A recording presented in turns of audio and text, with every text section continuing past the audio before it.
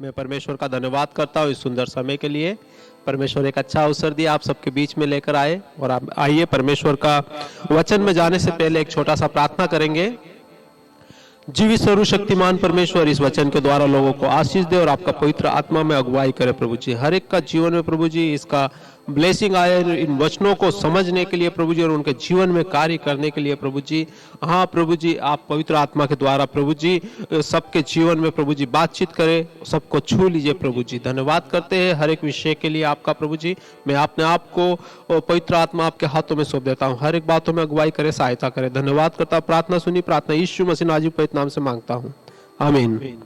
मेरे प्रिय भाई बहनों, मैं परमेश्वर का धन्यवाद करता हूँ इस सुंदर समय के लिए। परमेश्वर ने एक अच्छा अवसर दिया। और आइए आज हम परमेश्वर का वचन से थोड़ा देखेंगे। और परमेश्वर का वचन हमको बहुत सारी बातें दिखाते हैं। और ज्यादा से ज्यादा लोग यही बोलते हैं कि कुछ लोग शिकायत करते हैं कि हमको जब भी देखो पास्टर जी प्रचार करते हैं दशवांश के बारे में, दान के बारे में। कुछ लोग ये शिकायतें करते हैं। कुछ लोग बोलते हैं कि हम दान दशवांश कैसे दें और किन किन चीजों का दें। काफी लोग दान और दशवांश के बारे में बातचीत करते रहते हैं, इसलिए मैं आज कुछ दान दशवांश के बारे में बातचीत करना चाहता हूं। और वैसे आप जानते हैं दान और दशवांश के बारे में, लेकिन मैं थोड़ा ही बोलूंगा और ज्यादा गहराइयों में नहीं, बल्कि परमेश्वर का वचन से कुछ बोलना चाहता हूं। आइए मेरे साथ में उत्पत्ति की पुस्तक निकाल लीजिए। उत्पत्ति 14 अध्याय 14 का 18 से लेकर 20 तक हम यहाँ पर पढ़ते हैं। तब सालेम का राजा मलकीसिदक, जो परम प्रधान ईश्वर का याजक था, रोटी और दाख मधु ले आया और उसने अब्राहम को यह आशीर्वाद दिया, परम प्रधान ईश्वर की ओर से, जो आकाश और पृथ्वी का कर्ता अधिकारी है, वह धन्य हो। और धन्य है परम प्रधान ईश्वर, जिसने तेरे और द्रोहियों को तेरे वश में कर दिया है।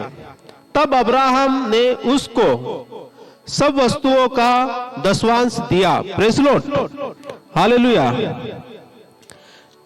मेरे प्रिय भाई बहनों, सबसे पहले तो हम यहां पर देखते हैं मलकीसिदक एक राजा था, राजा भी था और परमेश्वर का वो याजक था। और याजक का पद भी उसने अच्छे से निभाया। उसने अब्राहम को आशीर्वाद दिया, क्योंकि अब्राहम परमेश्वर की तरफ से बुलाया गया है। अन्य जाति से छुड़ाकर परमेश्वर उसको बुलाया है और वो सब छोड़कर आया है। परमेश्वर के लिए समर्पित व्यक्ति और आशीर्वादित व्यक्ति है, ये मलकीसिदक जानता था, क्योंकि परमेश्वर का ये याजक है। और उसने अब्राहम को आशीर्वाद दिया। और यहां पर अद्भुत रीति से लिखा है, तब सालेम का राजा मलकीसिदक, जो परम प्रधान का याजक था, रोटी और दाख मधु ले आया। प्रेज़ लॉर्ड, इनके लिए रोटी लेकर आया, दाख मधु लेकर आया। Praise Lord. प्रियजनों, कोई भी याजक आपको रोटी देगा, दाख मधु देगा। और इस समय हम, जब आप विश्वास में रहते हैं, परमेश्वर के लोग हैं, परमेश्वर के बुलाए लोग हैं, तो अभी हमारे पास आपके लिए रोटी है, प्रभु यीशु मसीह का देह, परमेश्वर का वचन। और आपका दाख मधु, दाख रस जो इस समय है, वो है प्रभु यीशु मसीह का लहू। दूसरा बाहरी पीने की कोई जरूरत नहीं है। जो कुछ आपको प्रभु भोज में दिया जाता है, जो आत्मिक वचन है, वही आपका दाख मधु है। अब्राहम को वो याजक ने दिया। और इस समय के याजक लोग, पास्टर लोग, सेवक लोग आपको यही दाख मधु दे सकते हैं, इससे अलग नहीं दे सकते। आपको वो नशीली पदार्थों को लाकर नहीं दे सकते हैं। यही एक याजक का धर्म है।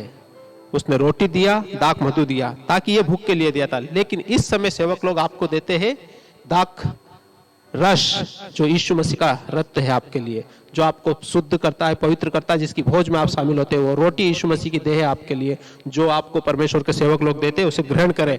लेकिन अब्राहम ने अपना कर्तव्य, अपना धर्म पूरा किया। वो आया, ये राजा है, इस बात से कोई मतलब नहीं है। इसने अपने दशवांश को निकालकर याजक को दिया है। Praise Lord. काफी लोग बोलते हैं हमारा पास्टर तो बहुत धनी है, पैसा वाला है, उसको ये सब देने की क्या जरूरत है, हम किसी गरीबों को दान करें। नहीं, गरीबों को वो अपने भंडार से दे देंगे सेवक लोग, परमेश्वर का मंदिर से दे देंगे। आप जितना भी दान दशवांश सेवक को दीजिए, बाइबल का विधि है, ये नियम है।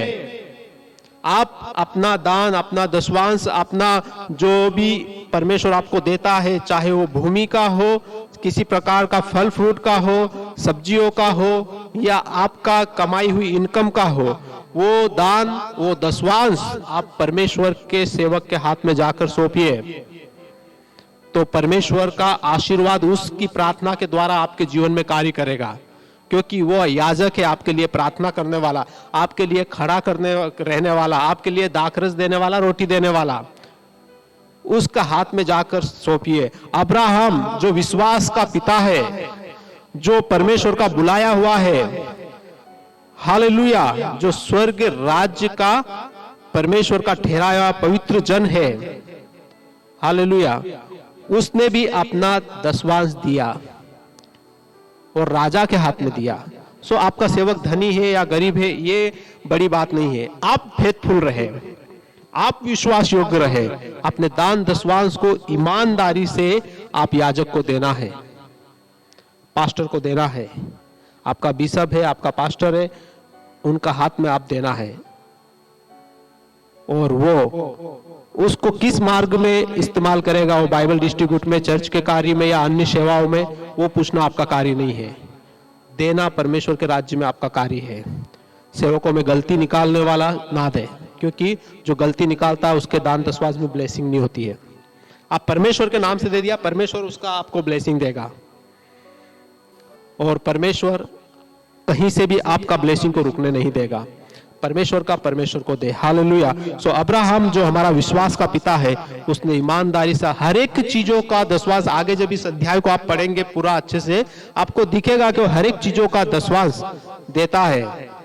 और कुछ कुछ बातों में मलकीसिदक बोलता है ये मत कर, वो भी परमेश्वर का सेवक अब्राहम देता है। किसी भी चीज में आप पूरा ईमानदारी से देना है।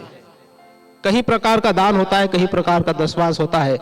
अन्न का दशवांश, भोजन वस्तु जो भी आपसे जुड़ी हुई है, चाहे वो गेहूं हो, चावल हो, छोटी मोटी चीजें हो, जो कुछ भी आपके पास में, फल फ्रूट, चाहे वो किसी प्रकार का फल हो, किसी प्रकार की आपने सब्जियां उगाई, उसका भी दशवांश, हर चीज का दशवांश लेकर परमेश्वर के राज्य में देना। और अगर आपके पास जमीन नहीं है और आप सिर्फ आप कमाई ही कर रहे हैं, तो उस कमाई का 10% आप अलग रखना है, परमेश्वर के राज्य में आप देना है। परमेश्वर के याजक के हाथ में पवित्र मंदिर में आकर आप देना है, और आप प्रार्थना भी करवाना उस समय, और परमेश्वर की ब्लेसिंग को पाना है। क्योंकि अगर आप ऐसा ना करेंगे तो शैतान क्या करेगा, आकर आपके जीवन में कार्य करेगा। सो अब्राहम ने अद्भुत रीति से कार्य किया है, और हमको परमेश्वर का वचन इसी प्रकार से सिखाते हैं। परमेश्वर स्वयं बोलते हैं कि परमेश्वर कहते हैं सारा दशवांश ले आओ, परमेश्वर के पास आपका दशवांश लेके आ जाओ बोल के परमेश्वर खुद मलाकी की पुस्तक में बोलते हैं हमसे। मलाकी 3 का 8 से 11 तक अद्भुत रीति से परमेश्वर हमको बोलते हैं, वो लेकर आने के लिए स्वयं परमेश्वर बोलते हैं। और अब्राहम भी उस विधि को, उस नियम को मानता है। सो प्रिय जनों, जब परमेश्वर हमको ये बोलता है कि सारा दशवांश लेके आ जाओ, तो परमेश्वर के पास में वो लेकर आना है। नहीं तो परमेश्वर हमारे लिए आशीषों के जो झरोखे हैं, उन झरनों को बंद करके रखेगा, और अगर वो बंद रहे तो हम क्या है, ब्लेसिंग को नहीं पाएंगे। और हम यहाँ पर मलाकी 3 का 8 से लेकर मैं पढ़ के सुनाता हूं आपको। क्या मनुष्य परमेश्वर को धोखा दे सकता है? पर देखो, तुम मुझको धोखा देते हो, और तो भी पूछते हो हमने किस बात में तुझे लूटा है? दशवांश और उठाने की भेंटों में।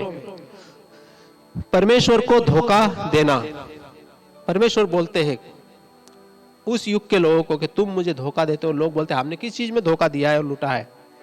परमेश्वर बोलते हैं उठाने की भेंट और दशवांश में धोखा देते हो। लोग ईमानदारी से अपना पूरा दशवांश नहीं देते हैं, जितना मिलता है उसका पूरा 10% नहीं निकालते हैं, और इस चीज में जोड़ लेते हैं कि हम ये कार्य करेंगे, या लोन है तो उसमें थोड़ा हमको ऐड करना है बोलकर अपनी जो किसी ना किसी नीड में उसको लगाने के लिए सोचते हैं। लेकिन वो जो परमेश्वर का है, चाहे हमको कमी हो या घटी हो, परमेश्वर का परमेश्वर के लिए अलग रखना है। अगर परमेश्वर का आशीर्वाद आपका लाइफ में देखना है, तो परमेश्वर से हम उनका दशवांश पूरा नहीं देकर परमेश्वर को हम चीटिंग करते हैं। तो उसका भेंट जो हम पूरा नहीं देकर परमेश्वर को चीटिंग करते हैं। परमेश्वर को पूरा दान दशवांश देना, परमेश्वर बोलता है मेरे भंडार में ले आओ बोलकर। आगे लिखा है 9 में, तुम पर भारी शाप पड़ा है, क्योंकि तुम मुझे लूटते हो, वरन सारी जाति ऐसा करती है। उन पे श्राप पड़ता है, उनकी धन संपत्ति में आशीर्वाद नहीं होता जो दान दसवांश परमेश्वर को पूरा नहीं देते हैं। हाय उन पर बोल के यहां वचन में लिखा है, और वही मैं आपको पढ़ के सुना रहा हूं। उन पे श्राप आता है। अपनी धन संपत्ति पे श्राप ना आने दे, नहीं तो बोलेंगे कि हमारे पास सब कुछ है फिर भी हमारी कमी घटिया पूरी क्यों नहीं हो रही है। हम तो इतना अच्छे से सब कर रहे हैं, फिर भी हमारे घर में कैसे घटी हो जाए। हमारे पास धन संपत्ति सब है, फिर भी हमारे कार्य क्यों पूरे नहीं हो रहे हैं, क्यों हमारा धन इसमें उसमें नष्ट हो रहा है। क्योंकि परमेश्वर को देने में फेथफुल नहीं है। डॉक्टर को देने में, बड़े बड़े हॉस्पिटल में देने में, दूसरे लोगों को देने में फेथफुल है, लेकिन परमेश्वर का परमेश्वर के राज्य में देने के लिए फेथफुल नहीं होने से श्राप आएगा। परमेश्वर का परमेश्वर को दे। हालेलुया। 10वें वचन में लिखा है, सारे दसवांश भंडार में ले आओ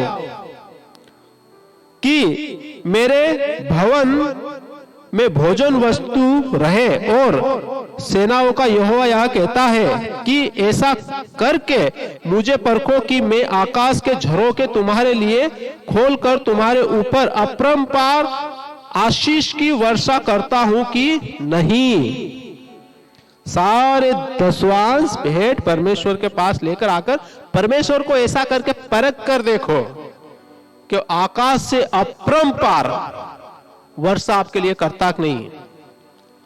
जब वर्षा होती है, बहुत वर्षा आप लोगों से संभाली नहीं जाती है, तो क्या होता है, नदी के दायरों को भी पार कर देता है। समुद्र में हलचल मच जाती है, दूर दूर तक पानी भर जाता है। कैसे उभरने लगते हैं, जो भी कुएं हैं वो उभरने लगते हैं और उनमें से पानी बह के निकलता है। कितना गंदा पानी है सब बह जाता है और कुछ ही दिनों के बाद शुद्ध पानी बहता हुआ दिखाई देता है। इतना वर्षा, इतना वर्षा, इतना वर्षा, जिस वर्षा से पेड़ों को हरियाली और सूखी जगह पे घास निकल आता है। अद्भुत ऐसी वर्षा होगी जीवन में, अद्भुत वर्षा होगी, आशीषों की वर्षा।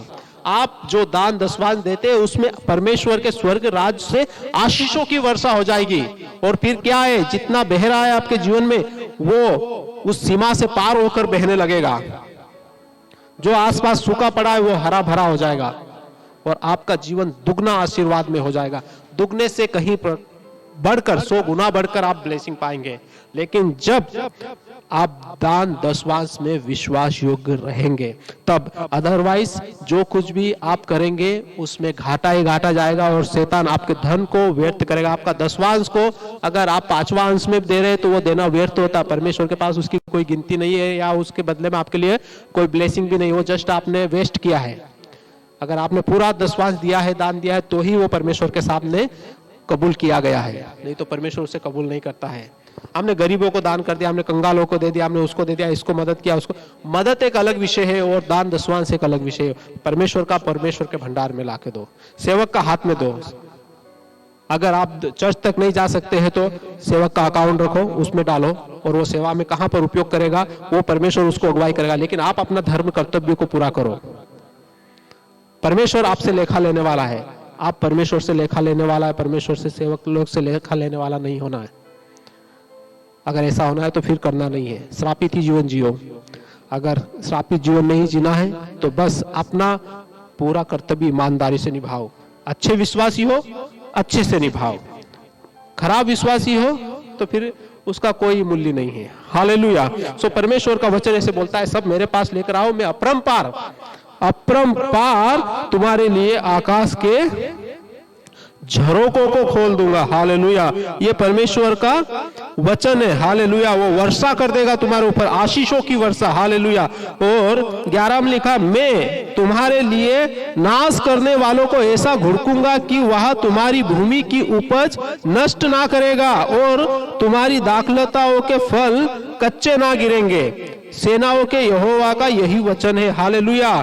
जो भी आपकी भूमि है, जो भी आपकी दाखलता है, वो कहीं पर भी ना तो कच्चे फल गिरेंगे, मतलब उपयोग होने से पहले जो नष्ट हो जाता है, ऐसा आपका परमेश्वर नष्ट नहीं होने देगा। वो आपका उपयोग में आएगा, आपके काम में आएगा। जो कुछ भी आप परिश्रम करते हैं, मेहनत करते हैं, उसका फल पूरा पका हुआ आपके भंडार में आ जाएगा, आपके घर में आ जाएगा, समय से पहले नष्ट नहीं होगा।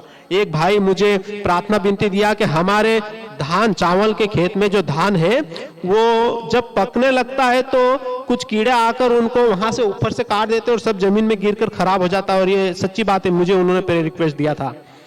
तो ऐसा क्यों होता है? क्योंकि वो दान दशवांश प्रभु के साथ में फेथफुल नहीं था। तो जितना वो खाए उतना ही उसको मिलता था और बीज मिलता था, बेनिफिट नहीं मिलता था। लेकिन जब उनके लिए हमने प्रार्थना किया, वो दान दशवांश में फेथफुल बने, परमेश्वर के साथ में ईमानदारी से चलने लगे, वो उनका बेटा, उनकी बेटी, उनका पूरा परिवार जब प्रार्थना में परमेश्वर के साथ आगे बढ़े तो उनकी उपज में परमेश्वर ब्लेसिंग करना शुरू हुआ और परमेश्वर अधिक से अधिक उनको बढ़ाने लगा। क्योंकि उन्होंने समझ लिया था कि हम परमेश्वर के साथ फेथफुल नहीं रहने के साथ में परमेश्वर इन कीड़ों को नहीं भगा रहा है, ये कीड़े आके नष्ट कर रहे हैं। आप जब परमेश्वर के साथ फेथफुल नहीं रहते हैं तो आपके भंडार में कीड़े लगते हैं, काई लगती है, खराब होता है, किसी के कार्य का नहीं आता, ना आपके उपयोग होता ना दूसरे के उपयोग होता। इसीलिए बाइबल में ये भी लिखा है, बहुत सारे लोग बिखेर देते फिर भी उनके पास घटी नहीं होती, और बहुत सारे लोग बटोर के रखते फिर भी उनके पास घटी होती है। मतलब क्यों? बटोर के रखा हुआ किस काम का है? बिखरोगे तो आप पाओगे, बोएंगे तभी आपको उसका प्रतिफल मिलेगा, बहुत मिलेगा, और बहुता एक से मिलेगा और भरता ही जाएगा, वर्षा होती ही जाएगी, भंडार बढ़ता ही जाएगा। हालेलुया। जिस प्रकार एलिया ने प्रार्थना किया एक कुप्पी का तेल के लिए, और उसमें से चाहे कितना ही तेल उंढे लो, तेल आता जाएगा, उसमें आता जाएगा, कहां से आता किसी को नहीं पता। लेकिन उस कुप्पी में और उस घड़े में जहां पर वो प्रार्थना किया, ना तो मैदे की घटी हुई ना ही तेल की घटी हुई, उसमें आता ही जाएगा। ऐसे आपके भंडार से आप जब देते रहेंगे उसमें आता ही चला जाएगा, आते ही चला जाएगा। ताकि कहीं सेवक लोग दान दशवांश के बारे में बोलते हैं, उनमें गलती निकाल देते हैं, इसलिए वो याजक लोग हैं, वो ज्यादा बहस नहीं करके चुपचाप हो जाते हैं। लेकिन उनका चुप होने के पीछे परमेश्वर भी आपकी आशीषों में चुप हो जाता है। नहीं, वो सही मार्ग दिखा रहे हैं, लेकिन उस मार्ग को हम गलत रीति से पकड़ने की कोशिश करते हैं। नहीं, जो भी सेवक दान दशवांश के बारे में आपको बोलते हैं उनको ध्यान से सुने और उसको अपने जीवन में पालन करें, तो परमेश्वर का अद्भुत कृपा आपके ऊपर होगा। इसी प्रकार हम बहुत सारे एग्जाम्पल दान के बारे में, दशवांश के बारे में बाइबल में देखते हैं। लूका रचित सुसमाचार 12 का 32 से 34 तक हम यहाँ पर एक वचन देखते हैं। खास करके परमेश्वर अद्भुत रीति से ये वचन हमको बोलता है नया नियम में, लूका रचित सुसमाचार 12 का 32 से 34 तक। यहाँ पर परमेश्वर का वचन बोलता है, सब बेचकर, एक व्यक्ति को बोलता है सब बेचकर क्या करते? दान कर दो। परमेश्वर तो ये तक भी बोलता है कि परमेश्वर के राज्य में अगर आना है तो सब बेचकर दान कर दो। हालेलुया। परमेश्वर के लोगों, इन वचनों को परमेश्वर हमारे लिए अद्भुत रीति से रखा है, और मैं आपको ये वचन पढ़ के सुनाना चाहता हूं। लूका रचित सुसमाचार 12 अध्याय 32 to 34। यहाँ पे इस प्रकार लिखा है, हे छोटे झुंड मत डर, क्योंकि तुम्हारे पिता को यह भाया है कि तुम्हें राज्य दे। अपनी संपत्ति बेचकर दान कर दो। ये वचन में लिखा है, तुम्हारे पिता को यह भाया है कि मत डर, अपनी संपत्ति बेचकर दान कर दो। ये पवित्र वचन बोलता है। और अपने लिए ऐसे बटुए बनाओ जो तुम्हारे नहीं, अपने लिए ऐसे बटुए बनाओ जो पुराने नहीं होते, अर्थात स्वर्ग पर ऐसा धन इकट्ठा करो जो घटता नहीं और जिसके निकट चोर नहीं आता और कीड़ा नहीं बिगाड़ता।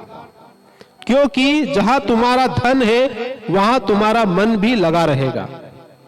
ये परमेश्वर का वचन बोलता है, जहां तुम्हारा धन है वहां तुम्हारा मन भी बना रहेगा। अपने मन को किससे आप जोड़ना है? या तो धन से जोड़ लो या फिर परमेश्वर से जोड़ लो। परमेश्वर के लोग धन से अगर जुड़ेंगे तो आप सोच लो कि आप परमेश्वर से आपका मन नहीं जुड़ा है, धन से आपका मन लगा हुआ है। लेकिन उसी धन को अगर परमेश्वर के राज्य में आप देंगे, परमेश्वर के राज्य में अगर वो उपयोग भी होगा, चाहे वो सुसमाचार का हो, चाहे वो कहीं पर कन्वेंशन मीटिंग हो, कहीं पर बाइबल बांटने का हो, कहीं पर सुसमाचार प्रचार का हो, गली गली घूमने का, सेवक लोग उसको लेके जाते हैं जगह जगह पर, लेकिन उसके पीछे जो सपोर्ट करने वाले हैं वो परमेश्वर के साथ साथ आप होते जो अपने धन को देकर उनको सपोर्ट करते हैं ताकि वो सेवकाई में बने रहे और परमेश्वर का राज्य विस्तार होता रहे। प्रियजनों, परमेश्वर के स्वर्ग राज्य में अपने लिए धन इकट्ठा करो। यहां पर क्या होगा? कीड़ा काटेगा, कीड़ा बिगाड़ता। जैसे मैंने आपको बोला, धान को ऊपर से काट देता है और पूरा नीचे गिर जाता है और पेड़ ही खड़ा रहता है, फल नीचे गिर कर पानी में नष्ट हो जाता है। तो आपने ऐसा कीड़ा अपने जीवन में मत लगने दो, वहां पर इकट्ठा करो, वहां कोई कीड़ा नहीं लगेगा। यहाँ का खाने का भोजन भी है, दान करने का सामर्थ्य है तो दान कर दीजिए। कुछ वस्तु है कि इस वस्तु को मैं बेचकर परमेश्वर के राज्य में दूंगा तो ये एक कार्य हो जाएगा जो सेवक ने बताया था कि मुझे इस कार्य को करने के लिए हमको इतनी धन संपत्ति की नीड है, तो इसको अगर मैं दूंगा बेचकर तो इसके प्रति परमेश्वर के राज्य में मुझे मिल जाएगा, लेकिन मैं यहाँ पे दूं तो बेचकर भी दे दो बोलकर बाइबल बोलती है, सेवक नहीं बोल रहा है, बाइबल ऐसे बोल रही है। बेचकर भी दे दो, अपनी संपत्ति बेचकर दान कर दो, ये परमेश्वर का वचन बोलता है। परमेश्वर के राज्य के लिए परमेश्वर के लोग, कहीं लोग इतने समर्पित है, अपने माता पिता भाई बहन जमीन घर किसी भी चीज से मोह नहीं लगाकर वो परमेश्वर के मार्ग पे निकल जाते, सेवकाई करते हैं और परमेश्वर के राज्य को प्रचार करते हैं। लेकिन जब उनके पीछे परमेश्वर का वचन पढ़ने वाले लोग उनका सपोर्ट नहीं करते, वो कमजोर पड़ते हैं। अपने परिवार को छोड़ने से कमजोर नहीं पड़ते, धन संपत्ति को छोड़ने से कमजोर नहीं पड़ते, किसी चीज को कमजोर नहीं पड़ते, वो आत्मिक जीवन में उन्नति करते जाते हैं। लेकिन जब उनकी सेवा में कहीं पर जब खर्च करने की बात आती है, उनके पीछे खड़े होने वाले लोग अगर उनको सपोर्ट ना करें उस धन संपत्ति के विषय में, तो वो कमजोर पड़ते हैं। और परमेश्वर का वचन ने आपको उनके लिए ठहराया जो आपके सेवक लोग हैं। या कोई सेवक आपको कोई प्रार्थना विनती देता है तो उस पर अगर आप केयर नहीं कर रहे, तो आप परमेश्वर के वचन पे या पवित्र आत्मा की अगुवाई पे आप ध्यान नहीं दे रहे और उसका श्राप आपके जीवन में आता है। परमेश्वर का वचन बोलता है बेच कर भी दे दो। और हम लूका रचित सुसमाचार 16 उसका 19 से 30 तक देते हैं। लूक चैप्टर 16 19 to 30 धनी व्यक्ति और लाजरस के बारे में। यहाँ पर लाजरस एक भिखारी, एक गरीब व्यक्ति था जिसके ऊपर घाव थे और कुत्ते उसको चाटा करते थे। इतना वो ऐसा इस प्रकार का व्यक्ति था। लेकिन एक बात वहां पे अद्भुत होती है कि वो परमेश्वर का भय मानने वाला था। और वहीं पर एक धनी व्यक्ति था जिसका बहुत बड़ा बंगला था और बहुत उसके पास में गाने वाले, बजाने वाले, नाच करने वाले के जो भी वो खाने की भोजन वस्तुओं की उसको नीड थी, सब कुछ उसके पास में उपलब्ध रहेगा। जो चाहे वो नशा कर सकता है, उसके पास में बहुत जमीन, उसके पास में किसी बात की प्रॉपर्टी की कमी नहीं है। लेकिन लाजरस के पास कुछ नहीं है, फिर भी परमेश्वर का वचनों को वो मानता है और वो दोनों ही मर जाते हैं।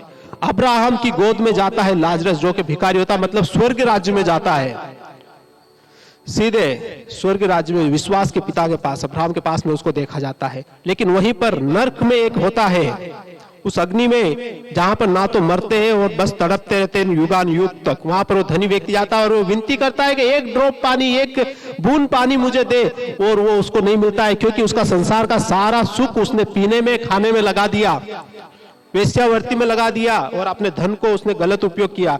लेकिन लाजरस ने भीख मांगकर भी खाया और परमेश्वर की महिमा की। प्रियजनों, नरक में जाना है, स्वर्ग में जाना, आपका देना भी आपके ऊपर डिपेंड करता है। हालेलुया। और यहाँ पर परमेश्वर का वचन बोलता है लूक चैप्टर 20-25 में प्रभु यीशु बोलते हैं केसर का केसर को दो और परमेश्वर का जो है वो परमेश्वर को दो। आप स्वयं परमेश्वर के हो, आप परमेश्वर के हाथ में अपने आप को सौंप दो। तो फिर आप जब अपने आप को परमेश्वर के हाथ में सौंप दिया, फिर आपके पीछे जो कुछ भी आपका धन संपत्ति है, आपकी कमाई है, वो कुछ मायने नहीं रखती। वो भी परमेश्वर के साथ आपके साथ परमेश्वर के राज्य में उपयोग होना है। तो परमेश्वर का ब्लेसिंग आपके जीवन में दुगना आएगा।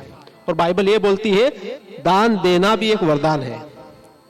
ये वरदान बहुत कम लोगों को मिलता है जो ओपन हार्ट जो भी अपने पास है उसको दान कर दे। बहुत कम लोगों के पास ये वरदान है। जिसको माया है, मोह है, उससे धन से मन लगा रहता हुआ, वो ये सब नहीं कर पाएगा क्योंकि उनका वहीं पर मन रहता है। लेकिन जिनका इन सब चीजों से मन नहीं लगा, जो स्वयं को तो परमेश्वर को दे दिया, फिर वो संसारिक धन क्या मायने रखता बोलकर उसको परमेश्वर के राज्य के लिए दे देते और परमेश्वर उसमें दिन प्रतिदिन बढ़ाते ही जाता है, ब्लेसिंग घटने नहीं देता है परमेश्वर का वचन। और लूका रचित सुसमाचार 21 का 1 से 4 तक हम कंगाल विधवा के बारे में हम देखते हैं। प्रभु यीशु मसीह वहां खड़ा होकर देखता है एक विधवा जो दान देती है, उसकी जीविका जो जिससे वो भोजन खा सकती थी और जिससे वो खुद को बचा सकती है, उसको भी वो जाकर परमेश्वर के मंदिर में, पवित्र भवन में वो दान कर देती, लेकिन वहीं पर बड़े बड़े धनी लोग रहेंगे, वो बहुत में से थोड़ा सा देते हैं। एग्जाम्पल के लिए अगर उनका 1 लाख इनकम है या फिर 50,000 इनकम है, तो 1 लाख का वो देंगे 100 रुपया, 200 रुपया, 2,000 रुपया। लेकिन 1 लाख का दशवांश बनता है 10,000, वो उस चीज पे उनका ध्यान नहीं जाएगा। 50,000 इनकम है तो 5,000 डालना महीने में दशवांश, उस चीज पे ध्यान नहीं जाएगा उनका। दान अलग और दशवांश अलग है। तो परमेश्वर को पूरा देना है, उस चीज पे ध्यान नहीं जाएगा। लेकिन वहीं पर वो 500 देगा 5,000 की जगह, तो लोगों को दिखेगा 500 का नोट डाला, बहुत बड़ा दिखेगा, लेकिन वो चोरी किया है, वो उसको पता नहीं है, परमेश्वर से चुराया है। लेकिन इसके पास जो भी था उसने परमेश्वर को दे दिया। परमेश्वर के लोगों, परमेश्वर पे, उसका वचन पे विश्वास करें, अपने दान दशवांश, अपनी इनकम को परमेश्वर के पास लेकर आ जाए। मैं बहुत सारे इनकम के बहुत सारी बातों का एग्जाम्पल देकर नहीं बोलना चाहता, इसलिए वचन से ही थोड़ा थोड़ा मैं आपको बता रहा हूँ, क्योंकि परमेश्वर आपसे यही चाहते हैं कि आप अपना दान दशवांश में विश्वास योग्य रहे, विश्वास योग्य रहे। और आपका सेवक जब आपको सामने कुछ बातों को रखे कि हम यहाँ पे चर्च बना रहे हैं, या यहाँ पर हम बाइबल बांटेंगे, या यहाँ पर हम कुछ भोजन वस्तु हमारी चर्च की तरफ से हम देना चाहते हैं, या वस्त्र देना चाहते हैं, या वहाँ पर एक प्रोग्राम है, उस प्रोग्राम में इतना परमेश्वर का कार्य है, प्रार्थना है, या कन्वेंशन मीटिंग, वहाँ पर इतना खर्च होगा, तो उस चीज को इस बात में ना ले कि वो कहीं ना कहीं से तो हो ही जाएगा, परमेश्वर सब पूरा करा। नहीं, परमेश्वर जरूर पूरा करेगा, लेकिन आपसे क्या हो सकता है उस चीज पे आप गौर करें, नहीं तो परमेश्वर आपके ऊपर गौर नहीं करेगा। आपके धन संपत्ति कीड़ा खाता रहेगा और आपको पता भी नहीं चलेगा। इसीलिए आप परमेश्वर से ब्लेसिंग को चाहते हैं, परमेश्वर के साथ फेथफुल रहे, परमेश्वर के लिए आप विश्वास योग्य बने, तो परमेश्वर की अद्भुत आशीषों का द्वार आपके लिए खोल देगा परमेश्वर। एक बुजुर्ग जिसका पास में कोई सहारा नहीं है, भोजन खरीद कर खा सकती है, लेकिन वो जीवन में सब कुछ देख चुकी है, उसको बहुत अनुभव है कि परमेश्वर के राज्य में दूंगी तो स्वर्ग राज्य में मिलेगा, इसलिए वो जो थोड़ा भी था उसने परमेश्वर के राज्य में दे दिया। क्या आपके जीवन में ऐसा होता है कि आपकी जीविका भी आप उठाकर परमेश्वर के राज्य में दे दें? दीजिए, परमेश्वर आपको ब्लेसिंग करेगा। परमेश्वर के पास में बोया हुआ बीज कभी भी ऐसे ही खाली नहीं जाएगा, जरूर फसल लाएगा और आप उसके लौने पाएंगे, उसको आप पाएंगे, और परमेश्वर की ब्लेसिंग को अपने जीवन में अद्भुत रीति से देखेंगे आप। प्रियजनों, परमेश्वर के राज्य के लिए पीछे ना हटे। परमेश्वर का सेवक लोग जब आपके घर में आए प्रार्थना करे, तो किसी बच्चे को चॉकलेट के लिए जिस प्रकार से देते हैं उस प्रकार का ऑफरिंग ना दे, परमेश्वर क्रोधित होगा आपसे। परमेश्वर का सेवक को सेवक के जैसे देखे, दान देने में, चर्च में दशवांश देने के लिए आए, फेथफुलनेस से दशवांश दे। चाहे परमेश्वर का सेवक का अकाउंट में आप डाल रहे हैं कि सेवा राज्य में आप उपयोग करना है, तो विश्वास योग्यता से दे, परमेश्वर आपके साथ विश्वास योग्य रहेगा। परमेश्वर के राज्य के लिए आप जितना हाथ बढ़ाएंगे, परमेश्वर अपने आशीष से आपके ऊपर इतना बरसाएगा। इस वचन के द्वारा परमेश्वर आप सबको आशीष दे, परमेश्वर आपके ऊपर कृपा करे और फेथफुल रहे। आप फेथफुल है, परमेश्वर फेथफुल है। आइए हम प्रार्थना करेंगे। जीवित सर्वशक्तिमान परमेश्वर, धन्यवाद करता हूँ इस वचन के लिए, सुनने वालों को और समझने वालों को ज्ञान दे, पवित्र आत्मा के द्वारा उनके जीवनों में काम करे। धन्यवाद करता हूँ हर एक बातों में आपका। धन्यवाद के साथ प्रार्थना प्रभु यीशु मसीह नाजरी के पवित्र नाम से मांगता हूँ, आमीन। God bless you, praise the Lord.